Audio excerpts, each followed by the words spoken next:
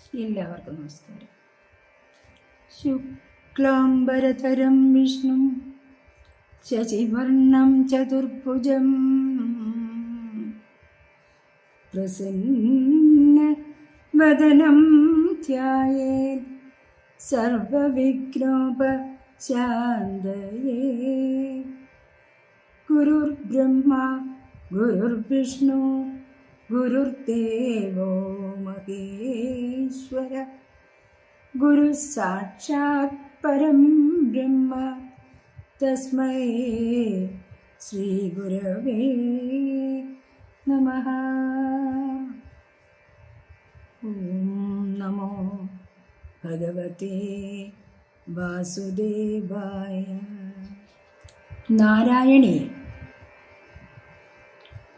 മേൽപ്പത്തൂർ നാരായണ ഭട്ടതിരിയുടെ പ്രസിദ്ധമായ കൃതി. തൻ്റെ വാതരോഗ ശമനത്തിനായി ഭട്ടതിരി ഇഷ്ടദേവനായ ഗുരുവായൂരപ്പൻ്റെ സന്നിധിയിലിരുന്ന് 100 ദിവസം കൊണ്ട് ശ്രീമദ് ഭാഗവത കഥകൾ വളരെ ചുരുക്കി 100 ദശകങ്ങളായി സംസ്കൃത ഭാഷയിൽ എഴുതിയ പുണ്യ ഗ്രന്ഥമാണ് നാരായണീയം. നാരായണീയത്തെക്കുറിച്ച് എല്ലാവർക്കും പല കാര്യങ്ങളും അറിയാം. അത് വിസ്തരിച്ച് പറയേണ്ട കാര്യം ഇല്ലെന്ന് എനിക്ക് തോന്നുന്നു. എന്തായാലും നാരായണീയം വായിക്കുവാനും കേൾക്കുവാനും കഴിയുന്നത് വളരെ പുണ്യം തന്നെയാണ്. ലോകത്തുള്ള എല്ലാവർക്കും ആയുരാരോഗ്യ സൗഖ്യവും ശാന്തിയും സമാധാനവും സന്തോഷവും ഉണ്ടാകട്ടെ എന്ന് ഗുരുവായൂരപ്പനോട് അകമഴിഞ്ഞ് പ്രാർത്ഥിച്ചുകൊണ്ട് എന്നെ നാരായണീയം വായിക്കാൻ പഠിപ്പിച്ച സംസ്കൃത പണ്ഡിതനായ എൻ്റെ വന്ദ്യ പിതാവിനെ നമസ്കരിച്ചുകൊണ്ട് നാരായണീയത്തിലെ ആദ്യ ശ്ലോകം ബഹുമാന്യരായ നിങ്ങൾക്ക് മുന്നിൽ പാരായണം ചെയ്യട്ടെ.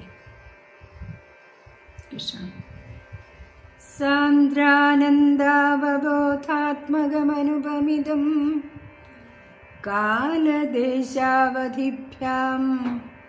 നിർമുക്തം നിത്യമുക്തം നിഗമശതസഹസ്രേണ നിർഭാസ്യമാനം അസ്പഷ്ടം ദൃഷ്ടമാത്രേ പുനരുരു പുരുഷാർത്ഥാത്മകം ബ്രഹ്മതത്വം തത്താവദ്ഭാതി സാക്ഷാത് ഗുരുഭവനപുരേ ഹന്ത ഭാഗ്യം ജനാനാം. നാരായണീയ ശ്ലോകങ്ങളുടെ വ്യാഖ്യാനം ഒരുപാട് മഹാരഥന്മാർ ചെയ്തിട്ടുള്ളതാണ്. അങ്ങനെ ചെയ്യുവാനുള്ള ഒരു സാമർഥ്യം എനിക്കില്ല തന്നെ. എങ്കിലും അതിൻ്റെ ഒരു ചെറിയ അർത്ഥം സാമാന്യ ജനങ്ങൾക്ക് അറിയാൻ തക്കവണ്ണം ഇവിടെ പറയുകയാണ്.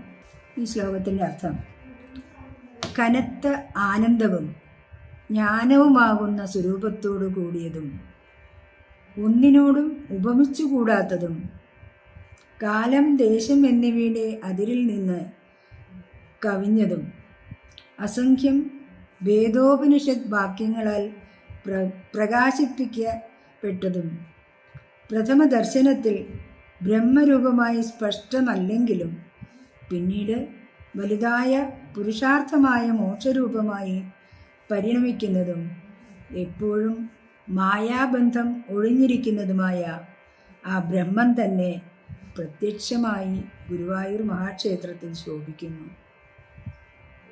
ആശ്ചര്യം തന്നെ, സർവജനങ്ങളുടെയും ഭാഗ്യം തന്നെ. ബ്രഹ്മത്തെ അറിയുവാൻ വളരെയധികം പ്രയാസമുണ്ട്. സന്യാസിമാർ വളരെ കാലം തപസ് ചെയ്ത് ആ ബ്രഹ്മസ്വരൂപത്തെ കാണുവാൻ സാധിച്ചിട്ടുള്ളവരാണ്. പക്ഷെ സാധാരണ ജനങ്ങൾക്ക് അത്രയൊന്നും കഴിയില്ല എന്നുള്ളത് കൊണ്ട് തന്നെ എന്തിനാണ് അത് ചെയ്യുന്നത്? നമ്മുടെ ഗുരുവായൂരപ്പൻ്റെ ആ വിഗ്രഹം നോക്കിയാൽ തന്നെ അത് ബ്രഹ്മസ്വരൂപമായി നമുക്ക് കാണാൻ കഴിയും എന്നാണ് നമ്മുടെ മേൽപ്പത്തൂർ ഭട്ടതിരിപ്പാട് പറയുന്നത്. അദ്ദേഹത്തിൻ്റെ ഇഷ്ടദൈവമായ ഗുരുവായൂരപ്പനെ ഏറ്റവും പ്രകീർത്തിച്ചുകൊണ്ട്, അല്ലെങ്കിൽ ഉത്കൃഷ്ടനായി പ്രകീർത്തിച്ചുകൊണ്ട് ഈ 1-ാമത്തെ ദശകത്തിലെ എല്ലാ ശ്ലോകങ്ങളും അദ്ദേഹം അങ്ങനെയാണ് എഴുതിയിട്ടുള്ളത്. അത് സംസ്കൃതത്തിൽ നമുക്ക് അന്വയവും അർത്ഥമൊക്കെ പറയാമെന്ന് പറഞ്ഞാൽ ഒരുപാട് സമയം വേണ്ടി വരും. പക്ഷേ അതിൻ്റെ ഒരു രത്ന ചുരുക്കം ഇതാണ് എന്ന് ഞാൻ മനസ്സിലാക്കുന്നു. നന്ദി, നമസ്കാരം. 1-ാം ദശകത്തിലെ 2-ാമത്തെ ശ്ലോകം. ഏവം ദുർലഭ്യവസ്തുന്യപി സുലഭതയാ ഹസ്തലബ്ധേ യദന്യത്തന്വാ വാചാ ധിയാ വാ ഭജതി ബദ ജനക്ഷുദ്രതൈവ സ്ഫുടേയം. ഏതേ താവദ്വയം തു സ്ഥിരതരമനസാ വിശ്വപീഡാപഹത്യേ നിശേഷാത്മാനമേനം ഗുരുഭവനപുരാധീശമേവ ആശ്രയാമഃ. ബ്രഹ്മതത്വം ലഭിക്കാൻ പ്രയാസമുള്ളതാണ്. എന്നാൽ ദുർലഭ വസ്തുവായ ഈ ബ്രഹ്മതത്വം അനായാസമായി ഗുരുവായൂർ സന്നിധിയിൽ ഗുരുവായൂരപ്പനിൽ നമുക്ക് ലഭിച്ചിരിക്കുകയാണ്. അല്പമാത്രമായ വാക്കുകൊണ്ടോ ബുദ്ധി കൊണ്ടോ ശരീരം കൊണ്ടോ മറ്റു വിഷയങ്ങളെ ഭജിക്കാൻ ശ്രമിക്കുന്നത് എന്തിനാണ്? അതൊരു ക്ഷുദ്രത തന്നെ. അതുകൊണ്ട് ലോകത്തിൻ്റെ താപം നശിപ്പിക്കുന്നതിനായും അചഞ്ചലമായ മനസ്സോടെ ആ ബ്രഹ്മതത്വത്തെ മാത്രം നാം ആശ്രയിക്കുന്നു. ഇതാണ് ഈ ശ്ലോകത്തിൻ്റെ രത്നച്ചുരുക്കം. അതായത് ബ്രഹ്മത്തെ അറിയുക എന്ന് പറഞ്ഞാൽ തപസ്സികളൊക്കെ ഒരുപാട് കാലം തപസ് ചെയ്ത് ആർജിക്കുന്ന ആ ഒരു കഴിവാണ്. ബ്രഹ്മത്തിന് രൂപമോ ഭാവമോ ഒന്നും തന്നെ ഇല്ല എന്നൊക്കെയാണ് മഹാന്മാർ അല്ലെങ്കിൽ അതിനെപ്പറ്റി വിവരമുള്ളവർ പറയുന്നത്. അപ്പം അതുകൊണ്ട് ഒരു സാധാരണ മനുഷ്യന് അത് അറിയാൻ ഒരു രൂപം വേണം. ആ രൂപം ഭഗവാൻ ഗുരുവായൂരപ്പനെ നോക്കിയാൽ നമുക്ക് കാണാൻ കഴിയും, അല്ലെങ്കിൽ അതറിയാൻ കഴിയും. അപ്പോൾ പിന്നെ എന്തിനാണ് നമ്മൾ ബ്രഹ്മത്തെ പല രീതിക്ക് അറിയാൻ ശ്രമിക്കുന്നത് എന്നൊരു ചോദ്യം നമ്മുടെ മനസ്സിൽ വരികയാണ്. ഏവം ദുർലഭ്യവസ്തുന്യപി സുലഭതയാ ഹസ്തലബ്ധേ യദന്യത് തന്വാ വാചാ ധിയാ വാ ഭജതി ബദ ജനക്ഷുദ്രദൈവ സ്ഫുടേയം. ഏതേ താവദ്വയം തു സ്ഥിരതരമനസാ വിശ്വപീഡാപഹത്യേ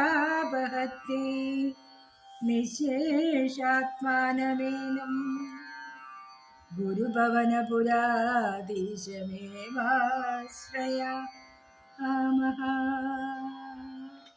ശ്ലോകം 3.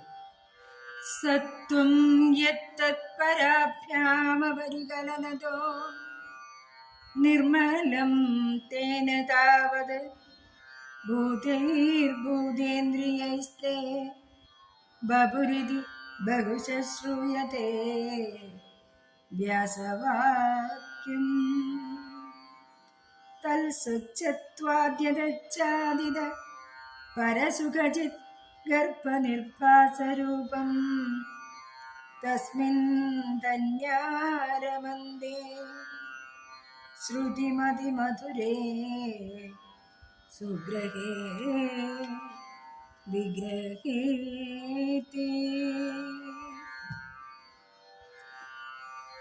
ഭഗവാന്റെ വിഗ്രഹ ദർശനത്തിൽ തന്നെ ഭാഗ്യവാന്മാർ രമിക്കുന്നു എന്നാണ് പറയുന്നത്. രജോ ഗുണവും തമോ ഗുണവും കലരാത്ത പരിശുദ്ധമായ സത്വഗുണം കൊണ്ടുണ്ടായ ഭൂതേന്ദ്രിയങ്ങളോട് കൂടിയതാണ് നിന്തിരുവടിയുടെ വപുസ്സ എന്ന് വ്യാസൻ പലതവണ പറഞ്ഞു കേൾക്കുന്നു. ആ വപുസ്സ് സ്വച്ഛത്വം കൊണ്ട് മറവില്ലാതെ ചിത്തിനുള്ളിൽ വിളങ്ങുന്ന രൂപമാകുന്നു. ശ്രുതിക്കും മതിക്കും മധുരവും സുഗ്രഹവുമായ അങ്ങയുടെ ആ രൂപത്തിൽ ധന്യന്മാർ രമിക്കുന്നു. അതായത് ഭഗവാന്റെ വിഗ്രഹം കാണുമ്പോൾ ആ വിഗ്രഹത്തിൻ്റെ ഉള്ളിൽ നമ്മുടെ മനസ്സിൽ ഓടിയെത്തുന്നത് അമ്പാടിയിലെ ഉണ്ണിക്കണ്ണനും കണ്ണൻ്റെ കഥകളുമാണ്. നിങ്ങൾക്കറിയാം, ആ കഥകൾ കേൾക്കാൻ വളരെയധികം മാധുര്യമുള്ളതാണ്. ആ കഥകൾ കേൾക്കുമ്പോൾ ബുദ്ധിക്കും മാധുര്യം നൽകുന്നു. പെട്ടെന്ന് ഗ്രഹിക്കാൻ പ്രയാസമായ ബ്രഹ്മത്തിന് പകരം അങ്ങയുടെ വിഗ്രഹ ദർശനത്തിൽ ഭാഗ്യവാന്മാർ രമിക്കുന്നു എന്ന് സാരം. സത്വം യത്തത്പരാഭ്യാം അപരികലനതോ നിർമ്മലം തേന താവത് ഭൂതേന്ദ്രിയൈസ്തേ ബഭുരിതി ബഹുശ ശ്രൂയതേ വ്യാസവാക്യം. തൽസ്വച്ഛത്വാദ്യദച്ഛാദിത പരസുഖചിത് ഗർഭനിർഭാസരൂപം തസ്മിൻ ധന്യാരമന്ദേ ശ്രുതിമതിമധുരേ സുഗ്രഹേ വിഗ്രഹേ തേ. നിഷ്കമ്പേ നിത്യപൂർണേ നിരവധി പരമാനന്ദ പീയൂഷരൂപേ നിർലീനാനേകമുക്താവലി സുഭഗതമേ നിർമ്മല ബ്രഹ്മസിന്ധോ കല്ലോലോല്ലാസതുല്യം ഖലു വിമലതരം സത്വമാഹുസ്തദാത്മാ കസ്മാന്നോ നിഷ്കളസ്ത്വം സകലൈതി ഭജസ്ത്വത്കലാസ്വേവ ഭൂമൻ. ചലനമില്ലാത്തതും എന്നും നിറഞ്ഞു ഇരിക്കുന്നതും അതിരില്ലാത്തതും വലിയ ആനന്ദമാകുന്ന അമൃതം നിറഞ്ഞതും ഉള്ളിൽ ലയിച്ചിരിക്കുന്ന അനേകം മോക്ഷം പ്രാപിച്ച ജീവന്മാരുടെ സമൂഹത്തോടുകൂടി വിളങ്ങുന്നതുമായ ശുദ്ധമായ പരബ്രഹ്മമാകുന്ന സമുദ്രത്തിൽ അത്യന്തം ശുദ്ധമായ സത്വാംശത്തെ വലിയൊരു തിരമാലയുടെ പ്രകാശത്തിനൊപ്പമായി അഭിജ്ഞന്മാർ പറയുന്നുവല്ലോ. ആ സത്വത്തിൻ്റെ സ്വരൂപത്തോടു കൂടിയ നിന്തിരുവടി എന്തുകൊണ്ട് നിഷ്കളനാകുന്നില്ല എന്ന് ചോദിച്ചാൽ, അല്ലയോ വിഭോ, കലകളോടുകൂടിയവനാണെന്നുള്ള വാക്ക് അങ്ങയുടെ അംശാവതാരങ്ങളെ മാത്രം ഉദ്ദേശിച്ചുള്ളതാകുന്നു. ശ്രീകൃഷ്ണനാകട്ടെ പരിപൂർണ ബ്രഹ്മരൂപി തന്നെയാണ്. ഇതാണ് എൻ്റെ സാരം. നിഷ്കമ്പേ നിത്യപൂർണേ നിരവധി പരമാനന്ദ പീയൂഷരൂപേ നിർലീനാനേകമുക്താവലി സുഭഗതമേ നിർമ്മല ബ്രഹ്മസിന്ധോ കല്ലോലോല്ലാസതുല്യം ഖലു വിമലതരം സത്വമാഹു തദാത്മാ കസ്മാന്നോ നിഷ്കളസ്ത്വം സകല ഇതി തത്കലാസ്വേവ ഭൂമൻ. അഞ്ചാമത്തെ ശ്ലോകം. നിർവ്യാപാരോപി നിഷ്കാരണമജ ഭജസേ യത്ക്രിയാമീക്ഷണാഖ്യം തേനൈവോദേതി ലീനാ പ്രകൃതി രസതി കൽപ്പാപി കൽപ്പാദികാലേ തസ്യ സംശുദ്ധമംശം കമപിതമതിരോധായകം സത്വരൂപം സത്വം ധൃത്വാ ദദാസി സ്വമഹിമ വിഭവാകുണ്ഠ വൈകുണ്ഠരൂപം. നിഷ്കളനും ആദ്യന്തരഹിതനുമായ അവിടേക്ക് ശരീരസംബന്ധം തന്നെ ഇല്ലാത്തതാണ്. എന്നാൽ യാതൊരു നിമിത്തവും കൂടാതെ തന്നെ ഈക്ഷണം എന്ന വ്യാപാരത്തെ ആശ്രയിക്കുന്നു. അതുകൊണ്ട് തന്നെ അങ്ങയിൽ ലയിച്ചു കിടക്കുന്നതും ഇല്ലാത്തതെന്ന് തന്നെ പറയേണ്ട മായ സൃഷ്ടിയുടെ ആരംഭ സമയത്ത് ഉദ്ഭുതമായി തീരുന്നു. സ്വന്തം ഐശ്വര്യത്തിൻ്റെ ശക്തി കൊണ്ട് തടവില്ലാതെ പ്രവർത്തിക്കുന്നു. അല്ലയോ വൈകുണ്ഠവാസിനി, ആ മായയുടെ ജ്ഞാനത്തെയും മറ്റും മറയ്ക്കുവാൻ ശക്തിയില്ലാത്തതും അനിർവചനീയവും ഏറ്റവും ശുദ്ധിയുള്ളതുമായ സത്വഗുണാത്മകമായ ആ അംശത്തെ ആശ്രയിച്ച് അനാദ്യന്തനായ അവിടുന്ന് ശരീരത്തെ ധരിക്കുന്നു.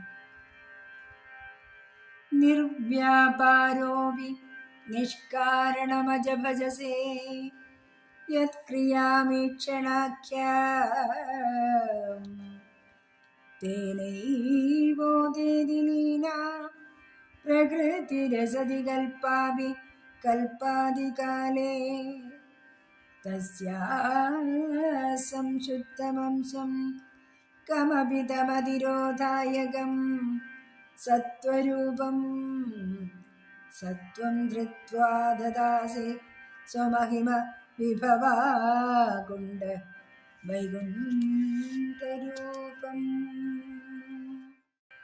ആറാമത്തെ ശ്ലോകം. തത്തേ പ്രത്യഗ്രധാരാതര ലളിതകലായാവലീ കേളികാരം ലാവണ്യസൈകസാരം സുകൃതി ജയദശാം പൂർണ്ണപുണ്യാവതാരം ലക്ഷ്മീ നിശങ്ക ലീലാനിലയനമൃത സ്യന്ദസന്തോഷമന്ദ സിഞ്ചത് സഞ്ചിന്തകാനാം വപുരനുകലയേ മാരുതാകാര നാഥ. അല്ലയോ ഗുരുവായൂരേശ, പുതു മേഘങ്ങളുടെയും മനോഹരങ്ങളായ കായാമ്പൂമലരിൻ്റെയും സമൂഹങ്ങളെ കളിയാക്കുന്നതും സർവാംഗങ്ങളിലും സൗന്ദര്യം നിറഞ്ഞതും പുണ്യം ചെയ്തവർക്ക് തികഞ്ഞ പുണ്യത്തിൻ്റെ അവതാര രൂപവും ലക്ഷ്മീദേവിയുടെ ഇഷ്ടത്തിനൊത്തുള്ള കളികൾക്ക് സ്ഥാനഭൂതവും ധ്യാനിക്കുന്നവരുടെ ഉള്ളിൽ അമൃതത്തിൻ്റെ കനത്ത ഒഴുക്കിനെ വർഷിക്കുന്നതുമായ നിന്തിരുവടിയുടെ ആ രൂപത്തെ ഞാൻ തുടരെ തുടരെ ധ്യാനിക്കുന്നു. തത്തേ പ്രത്യഗ്രധാരാധര ലളിതകളായാവളീ കേളികാരം ലാവണ്യസൈകസാരം സുകൃതി ജനദശാം പൂർണ്ണപുണ്യാവതാരം ലക്ഷ്മീ നിശങ്കലീലാനിലയന അമൃതസ്യന്ദ സന്തോഷമന്ദ സിഞ്ചത് സഞ്ചിന്തകാനാം വപുരനുകലയേ മാരുതാകാര നാഥ. ഏഴാമത്തെ ശ്ലോകം. കഷ്ടാതേ സൃഷ്ടിചേഷ്ട ബഹുതര ഭവഖേദാവഹ ജീവഭാജാമിത്യേവം പൂർവമാലോചിത അജിതമയാ നൈവമദ്യാപി ജാനേ നോ ചേർജീവാ കഥം വാ മധുരതരമിദം ത്വദ്ബഹുശ്ചിദ്രസാർദ്രം നേത്രൈः ശ്രോത്രൈശ്ച പീത്വാ പരമരസ സുധാംബോധിപൂരേ രമേരൻ. അതായത് മായാശക്തിയാൽ ജയിക്കപ്പെടാത്ത ഭഗവാന്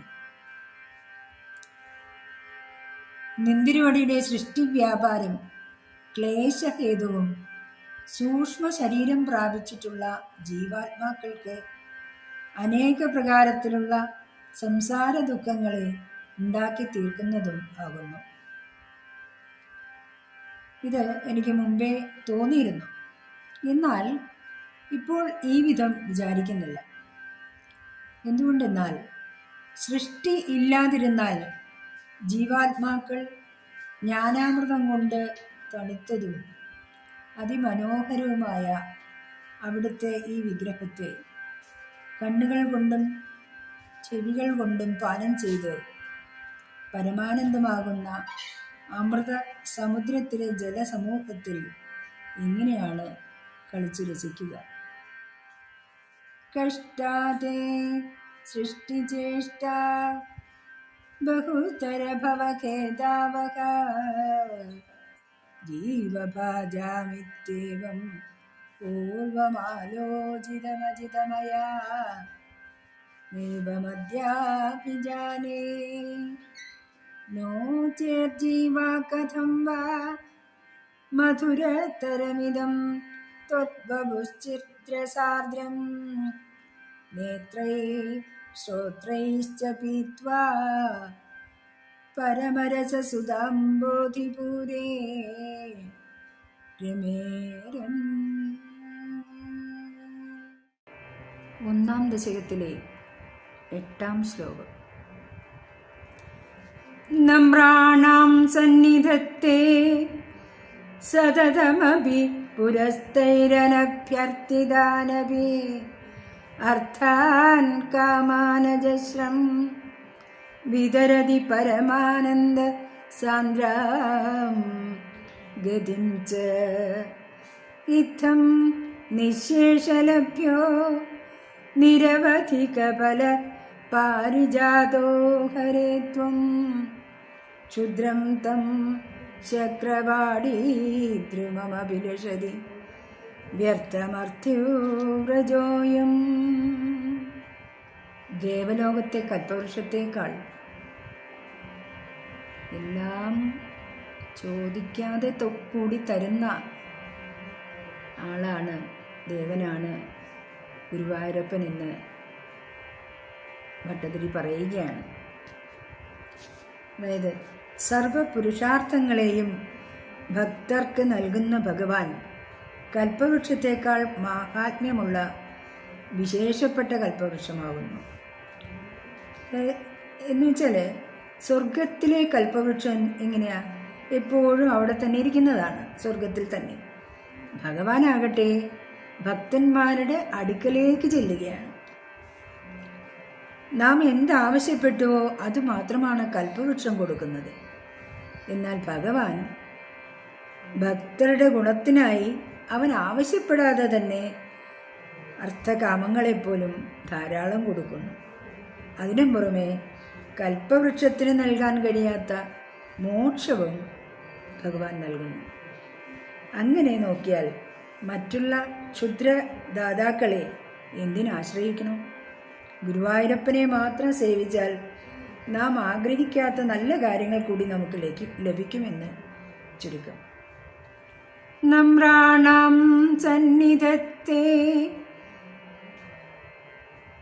സതതമപി പുരസ്തൈരനഭ്യർത്ഥിതാനഭ്യർത്ഥാൻ കാമാനജശ്രം വിതരതി പരമാനന്ദ സാന്ദ്രാം ഗതിം ച ഇത്തം നിശേഷലഭ്യോ നിരവധികഫല പാരിജാതോ ഹരേ ത്വം ക്ഷുദ്രം തം ചക്രവാടീദ്രുമമഭിലഷതി വ്യർത്ഥമർത്യൂരജോയം.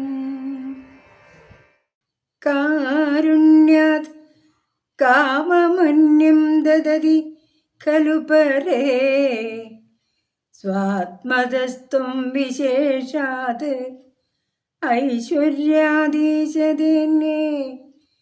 ജഗതി പരജനേ സ്വാത്മനോപീശ്വരസ്ത്വം ത്വയ്യുച്ചൈരാരമന്തി പ്രതിപദമധുരേ ചേതനാസ്പീദഭാഗ്യ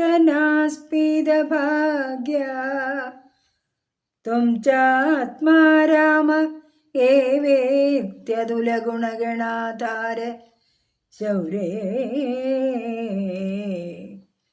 നമസ്തേ. ഒന്നാം ദശകത്തിലെ 9ാമത്തെ ശ്ലോകമാണിത്. ഇതര ദേവന്മാരിൽ നിന്നും ശ്രീകൃഷ്ണ ഭഗവാന്റെ ഉത്കൃഷ്ടമാണ് ഇവിടെ പറയുന്നത്. ബ്രഹ്മാദികളായ മറ്റ് ദേവന്മാർ ആരാധകർക്ക് ക്ഷുദ്രങ്ങളായ അഭീഷ്ടങ്ങളെ മാത്രമാണ് നൽകുന്നത്. നമ്മൾ എന്തു ചോദിച്ചാലും അവർ തരും. ശ്രീകൃഷ്ണനാകട്ടെ ആത്മാവിനെ തന്നെയാണ് നൽകുന്നത്, അതായത് മുക്തിയെ തന്നെ കൊടുക്കുന്നു എന്നർത്ഥം. മറ്റു ദേവന്മാർ ഐശ്വര്യം കൊണ്ട് മറ്റുള്ളവരുടെ ഈശ്വരന്മാരാകുന്നു. പക്ഷെ അവർക്ക് അവരുടെ മേൽ ഈശ്വരത്വമില്ല. അവരും വിഷ്ണുവിൻ്റെ ലീലകളുടെ ഒരു ഭാഗം മാത്രമാണ്. എന്നാൽ ശ്രീകൃഷ്ണനാകട്ടെ മറ്റ് ദേവന്മാർക്ക് വിധേയനല്ല. അതിനാൽ പൂർണ്ണ ഭാഗ്യവാന്മാരായ ജീവാത്മാക്കൾ മാധുര്യ സമഗ്രമായ നിന്തിരുവടിയിൽ ആമഗ്നരായി പരമമായ ആനന്ദം അനുഭവിക്കുന്നു. അങ്ങനെയുള്ള അങ്ങേക്ക് നമസ്കാരം. കാരുണ്യാത് കാമമന്യം ദദതി ഖലു പരേ ത്വാ സ്വാത്മതസ്ത്വം വിശേഷാത് ഐശ്വര്യാദീശദേന്യേ ജഗതി പരജനേ സ്വാത്മനോപീശ്വരസ്ത്വം ത്വയ്യുച്ചൈരാരമന്തി പ്രതിപദമധുരേ ചേതനാസ്പീദഭാഗ്യ ത്വം ചാത്മാ രാമ ഏവേത്യതുല ഗുണഗണാധാര ശൗരേ നമസ്തേ. ഒന്നാം ദശകത്തിലെ 10ാമത്തെ ശ്ലോകം. ഐശ്വര്യം ശങ്കരാദീശ്വര വിനിയമനം വിശ്വതേജോഹരാണാം തേജസ്സംഹാരി വീര്യം വിമലമഭി യശോ നിസ്പൃഹൈശ്ചോപഗീതം അംഗാസംഗാസദാ ശ്രീരഖില വിദസിന ക്വാഭിദേ സംഗവാർത്ത തദ്വാദാഗരവാസിൻ മുരഹര ഭഗവത് ശബ്ദമുഖ്യാശ്രയോസി. ഒന്നാം ദശകത്തിലെ 10 ശ്ലോകങ്ങൾ കൊണ്ട് ഭട്ടതിരി താൻ തിരഞ്ഞെടുത്ത മൂർത്തി, അതായത് ഗുരുവായൂരപ്പൻ, മറ്റ് ദേവന്മാരെക്കാൾ വളരെ വളരെ ശ്രേഷ്ഠനാണെന്ന് സമർത്ഥിക്കുകയാണ്.